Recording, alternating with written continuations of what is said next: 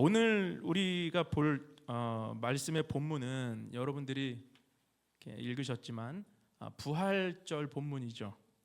근데 우리는 누가복음 연속 강해를 하고 있기 때문에 그 강해 본문으로 오늘 부활절 본문을 미리 보게 되었습니다. 우리 부활주일은 4월 첫째 주지만 4월 첫째 주에는 우리가 누가복음 마지막 승천 부분을 보게 될 거예요. 그래서 부활주일까지 하면 누가복음 강해가 거의 2년 가까이 진행됐는데 마치게 될 것 같습니다. 미리 맞은 부활주일 여러분들 안에 생명의 은혜와 기쁨이 넘치기를 축원합니다. 지난주에 우리는 무엇을 살펴봤습니까? 예수님의 십자가 사건을 지켜봤던 사람들 중에 숨길 수 없는 이 믿음의 모습들이 보여졌었죠. 백부장이 예수님의 죽음을 보면서 그는 정령 의인이었도다, 그는 진실로 하나님의 아들이었도다라는 믿음의 고백을 했습니다.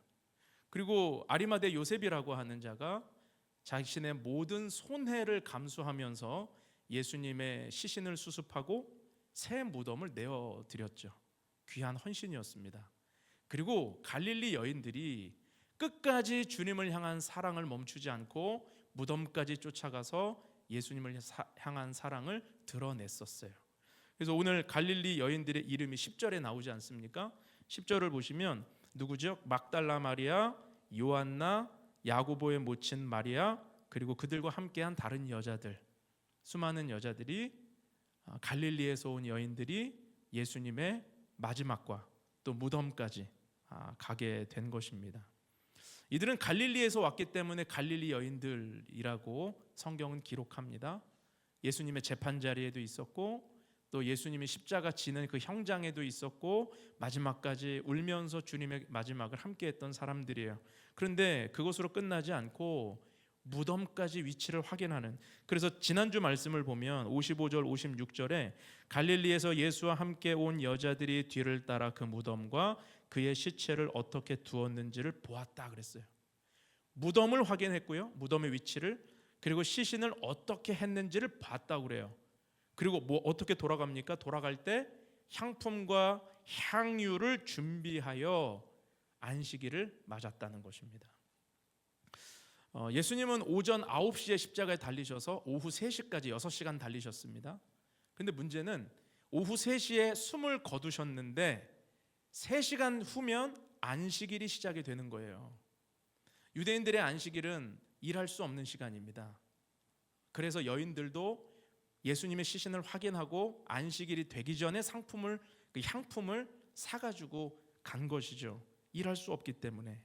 근데 향품을 바른다라고 하는 것은 시신을 썩지 않게 하기 위해 바르는 게 아니라 냄새를 가리기 위해 바르는 것이거든요. 장례 절차에서 굉장히 중요한 일이에요.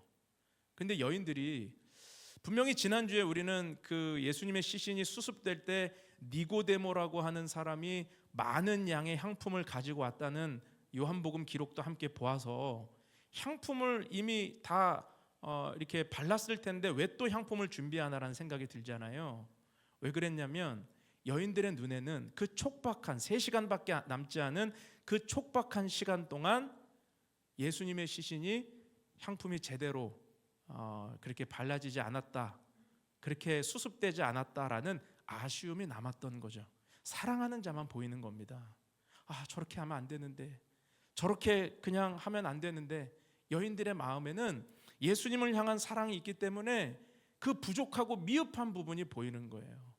그래서 안식일이 끝나면 우리가 다시 가서 예수님의 시신을 제대로 수습하자, 이런 마음을 가지고 돌아가게 되었다는 거죠. 그런데 여러분 한번 생각을 해보십시오. 자, 안식일이 끝나고 무덤에 간다는 거 굉장히 중요하고 좋은 거예요. 그런데 간다고 누가 무덤의 문을 열어준답니까? 여인들이 가서 우리 예수님의 시신을 좀 수습하고 향품을 바르려고 합니다. 돌문을 굴려주세요. 그러면 그 돌문이 저기 우리 뒤에 문처럼 그렇게 쉽게 열리는 문이에요? 누가 그 문을 열어주며 또 철통같이 지키라고 빌라도가 말했기 때문에 2중 3중으로 군인들이 있을 텐데 그 군인들이 왜 여인들의 이 요구를 받아줄 거라고 생각합니까? 지금 이 여인들은 뭘 믿고 지금 예수님의 무덤 전쟁으로 가는 것입니까?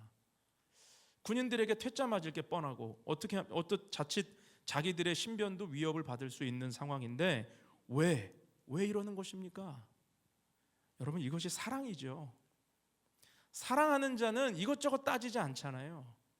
그냥 무기력하게 울고 돌아올지라도 가는 거예요. 위험을 당할지라도 가는 거예요. 계산하지 않는 거예요. 예수님을 향한 사랑이 그들로 이렇게 준비하게 했던 것입니다. 이미 향품 처리를 했는데 왜 또 향품을 준비하냐? 누군가는 낭비라고 생각할 수 있습니다. 왜 일을 두 번 해? 낭비 아니야?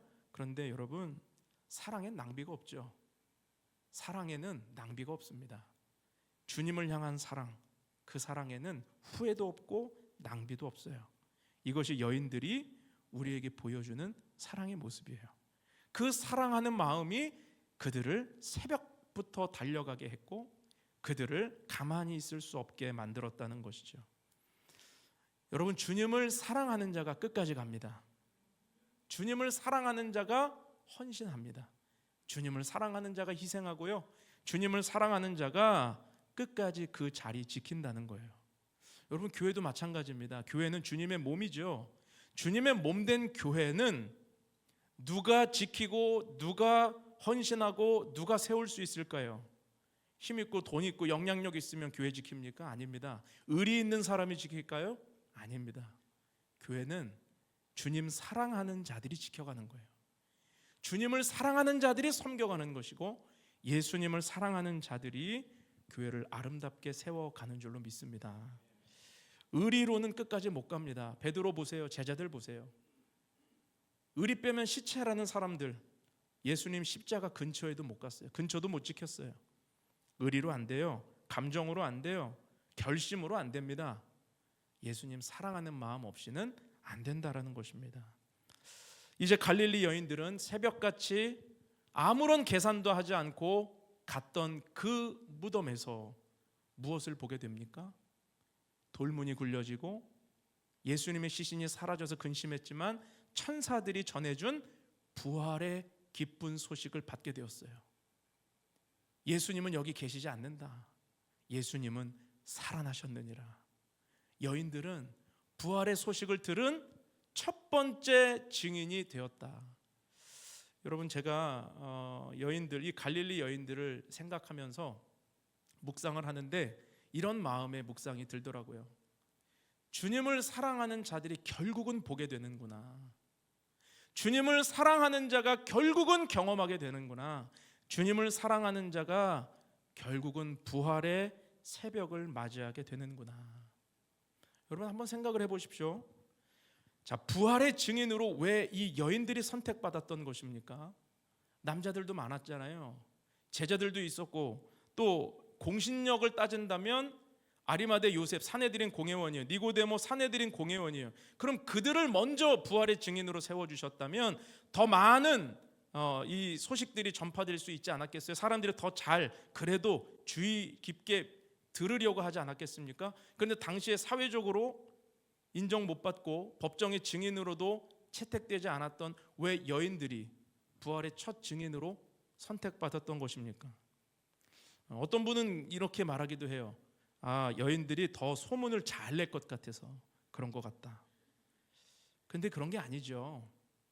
갈릴리 여인들이 부활의 첫 증인이 되었던 것은 아무리 말씀을 들여다보고 또 들여다봐도 사랑 때문이에요. 예수님을 향한 사랑 때문에 그들이 먼저 보게 된 것이고 먼저 듣게 되었다는 것입니다. 여러분, 신앙의 본질은요, 다른 거 아닙니다. 주님 사랑하는 것입니다. 우리가 사랑하는 자로, 주님을 사랑하는 자로 살아가는 것이 신앙의 전부입니다. 많은 사람들이 신앙을 다른 것을 얻는 것으로, 내 삶이 조금 개선되고 내가 좀 잘되고 성취하고 이루는 것에 신앙을 동기부여를 하는 분들이 참 많거든요. 여러분, 그런데 신앙은 처음부터 끝까지 우리 주님을 사랑하는 자 되는 거예요. 내가 주님 사랑하는 자로 살아가는 것입니다. 찬송가 314장 내 구주 예수를 이라는 찬양이 있죠. 내 구주 예수를 더욱 사랑, 엎드려 비는 말 들으소서. 내 진정 소원이 내 구주 예수를 더욱 사랑 더욱 사랑. 참 우리 이 번역이 너무 잘 되어 있는 것 같아요. 내 구주 예수를 더욱 사랑 더욱 사랑 더욱 사랑. 우리 주님 더욱 사랑하는 자 되는 것. 오늘보다 내일, 내일보다 미래에 더 우리가 주님을 사랑하는 자가 되는 것이 우리 평생 소원이라는 고백이에요. 그런데 이 찬송가를 지은 시인은 누구냐면 프렌티스라는 여사예요. 프렌티스라는 여사는 1856년인가요? 그때 자기 두 아들을 전염병으로 잃었어요. 두 아들이 죽었어요. 모든 것이 끝난 절망입니다. 무엇을 소망할 수 있겠으며 무엇을 기대할 수 있겠습니까? 그런데 자기 남편이 목회자인데 슬퍼하는 아내에게 우리 주님을 사랑 변함없다. 우리 주님을 향한 사랑 변함없고 우리도 주님을 향한 사랑 변함없다. 더욱 사랑합시다 라는 남편의 그 위로에 이 여인이 울며 기도하면서 쓴 시가 바로 찬송가 314장입니다. 주님 더욱 사랑, 주님 더욱 사랑, 내 구주 예수를 더욱 사랑. 주님 사랑하는 자가 하나님의 일하심과 부활의 새벽을 보게 될 줄로 믿습니다. 여러분, 우리의 평생에 무엇을 소원하고 살아가고 계십니까? 어제보다 오늘, 오늘보다 내일 주님 더 사랑하는 자가 되어서 우리 주님이 우리의 눈을 열어주시고 내가 지금 보지 못하고 있는 축복을 주님 열어주시고 나와 함께 계신 주님을 보게 하시고 주님의 은혜 가운데 살아갈 수 있는 저와 여러분 될 수 있기를 주님의 이름으로 축원합니다. 오늘 말씀 안에서 우리에게 주시는 메시지를 살펴볼 텐데 첫 번째 메시지는 주님을 사랑하는 자는 하나님의 일하심을 보게 된다는 것입니다. 우리 1절 말씀을 다시 한번 보죠. 안식 후 첫날 새벽에 이 여자들이 그 준비한 향품을 가지고 무덤에 가서, 여기 새벽이라는 말 속에 여러분 새벽이라는 말 속에 여인들의 마음이 그대로 드러나고 있죠. 새벽에 안식일을 보내면서도 여인들의 마음은 주님께 가 있었어요. 안식일이 끝나면 새벽이 되면 우리는 간다. 그러니까 무덤에 새벽에 먼저 간 거죠. 근데 여인들이 무덤에 도착하니까 눈앞에 가장 걱정하고 있었던 돌문이 굴려져 있네요. 군인들이 없어요. 그리고 여인들이 몸을 굽혀서 안을 들여다보니 예수님의 시신이 없습니다. 도대체 누가 이런 일을 한 것일까? 분명히 그들은 안식일, 아무도 일할 수 없는 그 시간을 보내고 처음으로 온 거잖아요. 도대체 누가 이런 일을 했으며 도대체 어떻게 이런 일이 벌어지게 된 것인가? 여러분, 유대인들에게 안식일은요 단순히 쉬는 개념이 아닙니다. 유대인들에게 안식일은 사람의 일이 멈춘 시간을 뜻해요. 그러니까 사람이 일할 수 없는 시간을 보내고 왔는데 뭔가 일이 되어 있는 거예요. 여러분, 이것은 우리에게 무엇을 보여주는 것이죠? 사람이 일할 수 없는 그 시간에 하나님이 일하셨다는 걸 보여주는 거 아닙니까? 사람의 일이 멈춰졌던 그 시간에 오직 전능하신 하나님만이 이 부활에 관여하셨다는 거 아니에요? 우리에게 그걸 보여주고 있는 것입니다. 그래서 본문 6절을 보면 살아나셨느니라 천사들이 이야기하죠. 그분은 살아나셨느니라, 살아나셨느니라라는 헬라어가 에게르세라는 단어인데, 에게르세 신적 수동태예요. 하나님에 의해서 살아나셨다, 하나님에 의해서 살아나셨느니라, 이런 뜻입니다. 그러니까 인간의 조작이나 어떤 인간이 어떤 일을 한 것이 아니라 무덤에 돌문이 굴려진 것도 하나님이 하신 것이고 예수님을 살아나게 하신 것도 하나님이 하셨다. 이것을 우리에게 보여주는 거죠. 사람들은 부활을 부인하기 위해서 여러 가설들을 제시하지만 여러분, 부활은 인간에 의해 조작될 수 있는 사건이 아니에요. 부활은 인간의 모든 가능성이 멈춰 있는 그때 오직 전능하신 하나님만이 약속을 성취하신, 하나님이 일하신 시간이었다는 것입니다.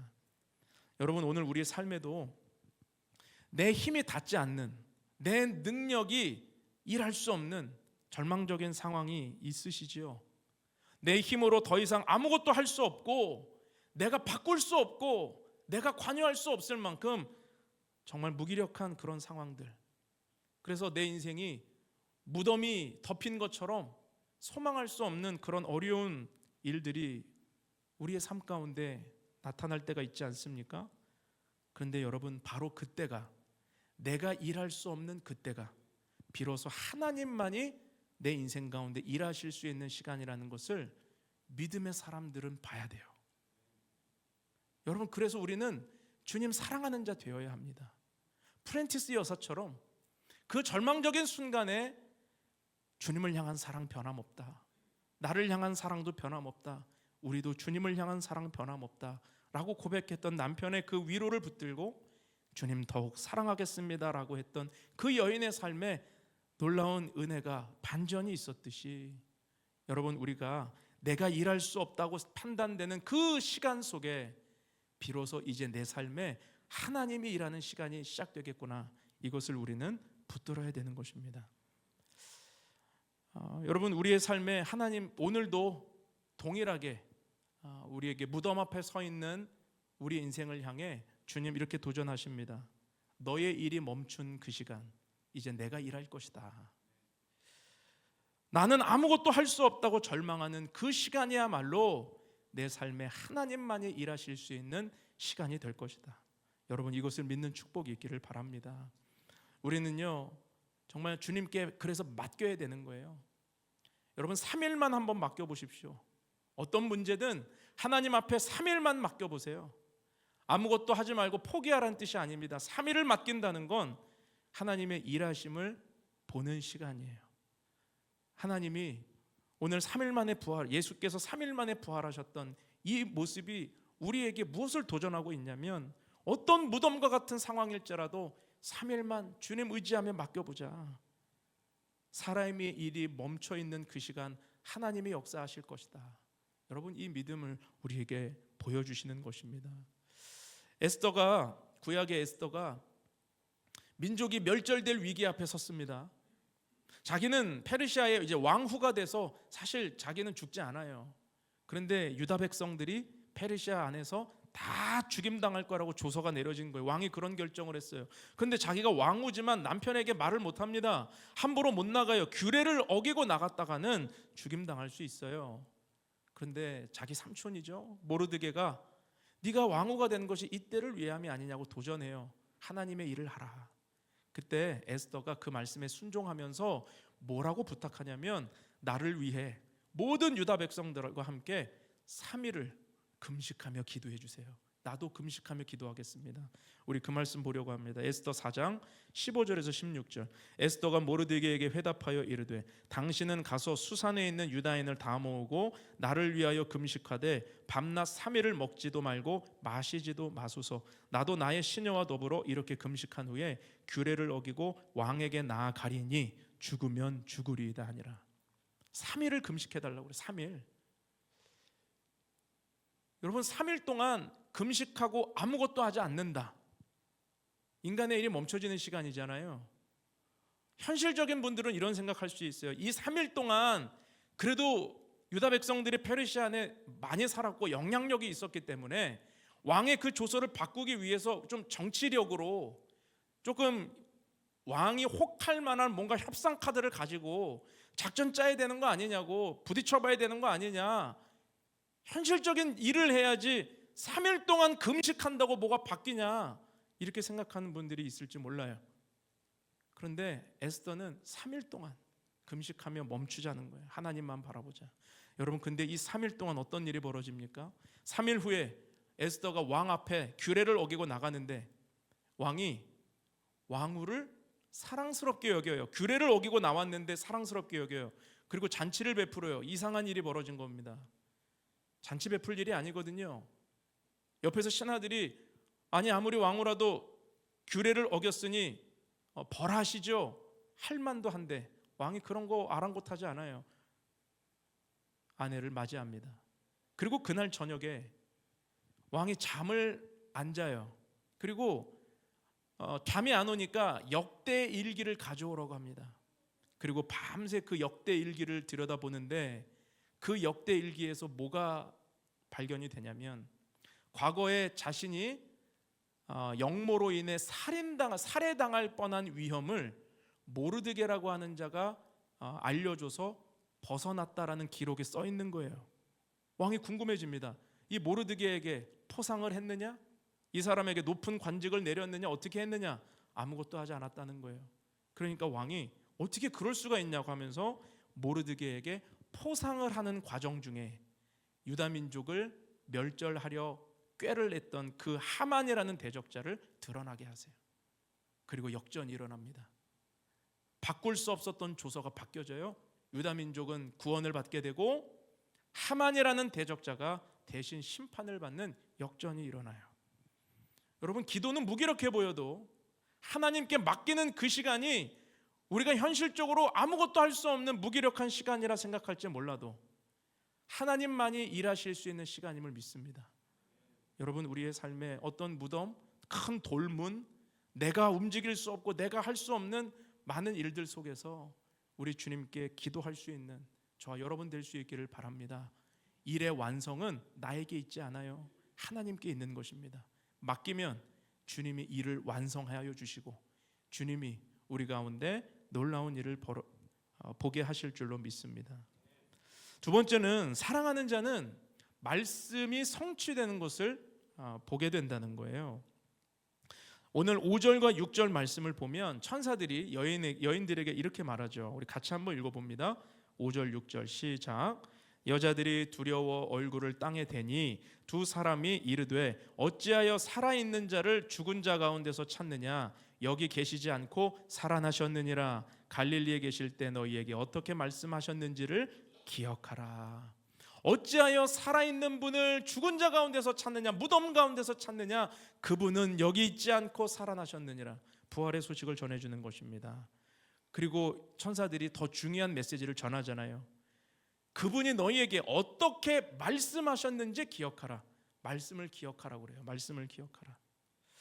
8절 그들이 예수의 말씀을 기억하고, 말씀을 기억하라. 어떤 말씀을 기억하라고 그랬냐면 순환을 당하시고 제3일에 살아나실 것이다. 그러니까 예수님이 하셨던 말씀이 어떻게 되었어요? 이루어진 것, 성취되었다는 것을 말씀을 기억할 때 깨닫게 된 것입니다. 여러분, 신앙은 무엇을 기억하느냐에 따라 달라지는 것입니다. 우리가 상황만 따라가면요, 무덤밖에 안 보여요. 상황 붙들고 살아가면 계속 무덤이에요.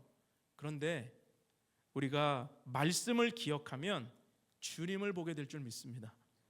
그게 우리의 삶에 주시는 축복이에요. 사실 여인들이 오늘 무덤의 새벽에 왔던 것은 시신의 향품을 바르고 그분을 추모하기 위함이었죠. 추모한다는 게 무슨 의미입니까? 메모리얼.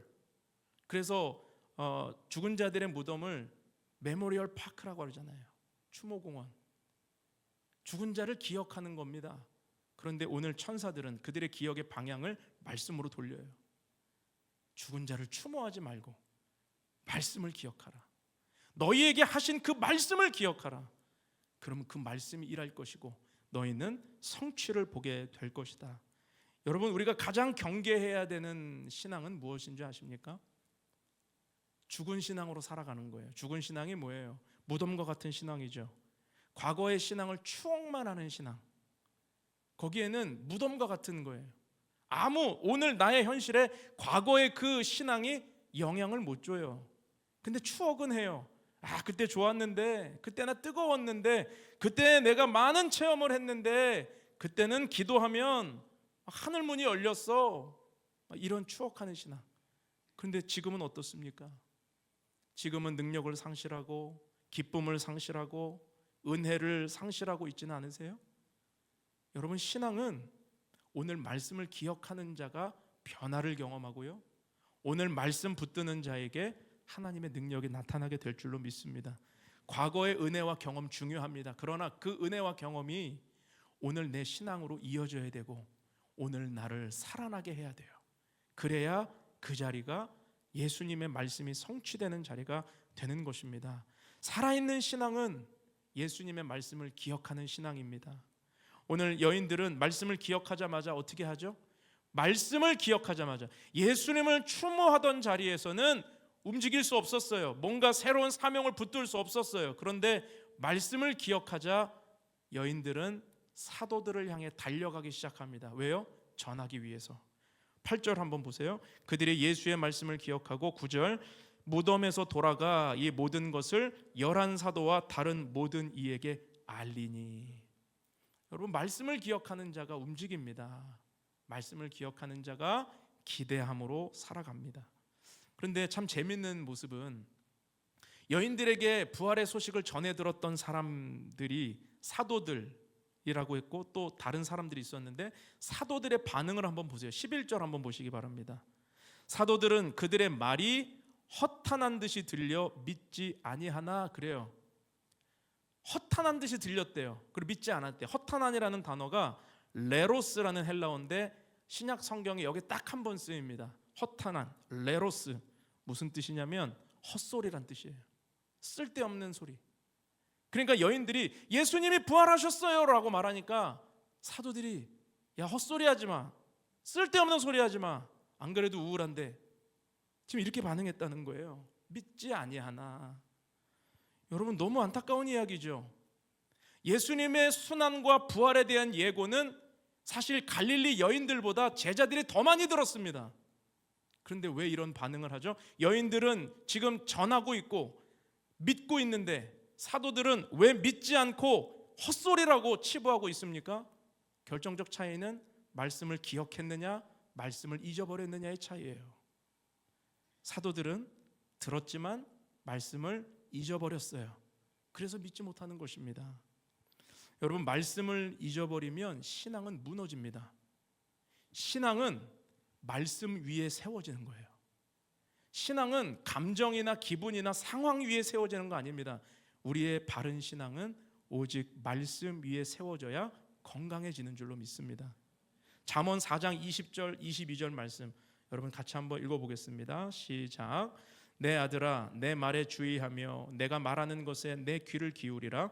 그것을 내 눈에서 떠나게 하지 말며 내 마음속에 지키라. 그것은 얻는 자에게 생명이 되며 그의 온 육체의 건강이 됨이니라. 21절 보세요. 그것을, 말씀을 내 눈에서 떠나게 하지 말며 내 마음속에 지키라. 그러면 그 말씀을 얻은 자에게 22절 어떤 축복이 있어요? 생명이 되고 육체의 건강이 됨이라. 여러분, 우리를 회복시키고 우리를 치유할 수 있는 것은 주님의 말씀인 줄 믿습니다. 또 히브리서 2장 1절도 한번 읽어주십시오. 시작. 그러므로 우리는 들은 것에 더욱 유념함으로 우리가 흘러 떠내려가지 않도록 함이 마땅하니라. 말씀을 들은 것을 유념하여 한 귀로 듣고 한 귀로 흘려보내는 자가 아니라 들었고 품고 지키고 기억하는 자가 되라는 것이죠. 여러분, 이 땅에서 누가 제일 불쌍한 자입니까? 가난하고 병들고 삶에 실패하면 불쌍합니까? 세상적 기준에서는 그럴 수 있어요. 그런데 영적 기준에서는 하나님의 말씀을 상실한 자가 불쌍한 자예요. 들었으나 잃어버린 자, 들었으나 기억하지 못하는 자. 여러분, 우리의 삶에 내게 주신 말씀 기억하고 붙들고 그 말씀이 약속대로 성취되는 것을 보는 저와 여러분 될 수 있기를 주님의 이름으로 축원합니다. 마지막 메시지는 사랑하는 자는 전해야 하는 사람들을 보게 된다는 거예요. 오늘 여인들이 예수님이 부활하셨다는 소식을 듣자마자 견딜 수 없는, 주체할 수 없는 믿음으로 사도들을 향해, 모든 사람들을 향해 달려갔습니다. 그리고 부활의 소식을 증거했어요. 이 부분이 굉장히 중요한데, 여인들은 부활의 목격자로 끝나지 않고 부활의 증인으로 나아갔다는 거예요. 여러분, 목격자와 증인 얼핏 들으면 비슷한데 전혀 다릅니다. 교통사고를 목격한 사람들이 많아요. 그런데 그 사고에 대해서 법정에 증언으로 서줄 사람은 거의 없어요. 여러분, 사거리에 뺑소니 사고에 대해 안타까운 마음으로 현수막 걸어놓은 가족들이 있는 거 아시죠? 그런데 그 사고를 목격했어도 실제로 그 가족들한테 연락해서 제가 증언하겠습니다라고 말하는 사람 많지 않습니다. 왜 그렇죠? 귀찮고 두렵고 또 다른 사람 일에 휘말리고 싶지 않기 때문이죠. 그런데 그 사건이 내 가족의 일이라면, 내가 사랑하는 사람의 일이라면 증인으로 서게 됩니다. 갈릴리 여인들이 그랬어요. 부활의 소식을 전하는 거 위험한 일입니다. 자기들의 말을 믿지 않을 것도 그렇지만 자기들의 신변의 위험을 받을 수 있기 때문에, 불이익을 받을 수 있기 때문이에요. 실제로 부활을 떠들고 다녔다가는 종교 지도자들에게, 대제사장과 종교 지도자들에게 모함당하고 붙잡히고 때로는 어떤 불이익을 당할지 몰라요. 그런데도 여인들은 달려갑니다. 전합니다. 전하지 않고는 견딜 수 없는 믿음이 있기 때문에. 왜요? 주를 사랑하는 자가 전할 사람들을 보고 전하지 않으면 안 되었기 때문에. 그래서 여인들은 부활의 첫 증인으로 살아가게 되는 것이죠. 여러분, 그런데 오늘 사도들이 다 안 믿었던 건 아니에요. 오늘 12절을 보시기 바랍니다. 대부분의 사도들은 믿지 않았지만 우리의 베드로는 반응해요. 베드로는 다른 사도들이 헛소리라고 믿지 않을 때 조용히 그 자리를 떠나서 예수님이 계신 무덤가로 달려갔습니다. 요한복음 20장을 보면 이 장면이 굉장히 드라마틱하게 나와요. 요한과 함께 뛰어가거든요. 근데 요한이 베드로보다 더 젊잖아요. 나이가 더 어리거든요. 먼저 도착해요, 무덤에. 그런데 베드로는 물불 안 가리는 성격이니까 요한이 먼저 도착했지만 망설이고 이렇게 무덤 안을 들여다보고 있을 때 베드로는 늦게 도착했지만 무덤으로 확 들어가 버려요. 그리고 세마포가 놓여진 것을 보고 예수님의 시신이 없어진 것을 보고 놀랍게 여기고 집으로 돌아왔다 그랬습니다. 여러분, 주님을 사랑하는 자가 전해야 할 사람들을 향해 복음 전할 때, 부활의 기쁜 소식 전할 때 누군가는 반응해요. 무기력하게 이제 삶이 끝났다고, 내가 예수님 3번 부인하고 내가 무슨 사도의 자격이 있어, 난 이제 쓰임 못 받아, 나는 이제 끝났어 라고 절망하던 베드로의 마음에 다시 불을 지핍니다. 누가요? 전한 자가, 증인이. 여러분, 증인의 이런 복음 전파는 반드시 하나님의 역사가 나타나게 되어 있습니다. 많은 사람들이 전도를 어려워하죠. 왜 어려워해요? 부끄럽기도 하지만 전도하면 거절받는 게 두렵거든요. 거절받는 게 두려워요. 사람들은 거절감을 이기지 못합니다. 자신의 사회적 지위도 있고 나이도 있는데 내가 정말 큰 맘 먹고 전했으면 좀 기쁘게 받아주고, 아 그래 좀 반응하고 한번 좀 가볼게, 뭐 이런 좀 얘기를 해주면 얼마나 기뻐요. 근데 내가 부끄러워지는 것 같을 거예요. 그 느낌에 무시당할 것 같고, 그러니까 전도를 꺼려하죠. 그런데 여러분, 증인으로 살아가면, 전하기 시작하면 실패 없습니다. 당장은 그 사람에게 거절받는 것처럼 보이지만 우리는 뿌리는 자가 되는 거예요. 뿌리는 자와 거두는 자는 함께 기쁨을 나눌 것이고 그 상급도 동일할 거라고 말씀합니다. 여러분, 전도 왕이 하늘나라 가서 상급 다 받는 거 아니에요. 뿌리는 자도 함께 그 상급 받아요. 믿으십니까?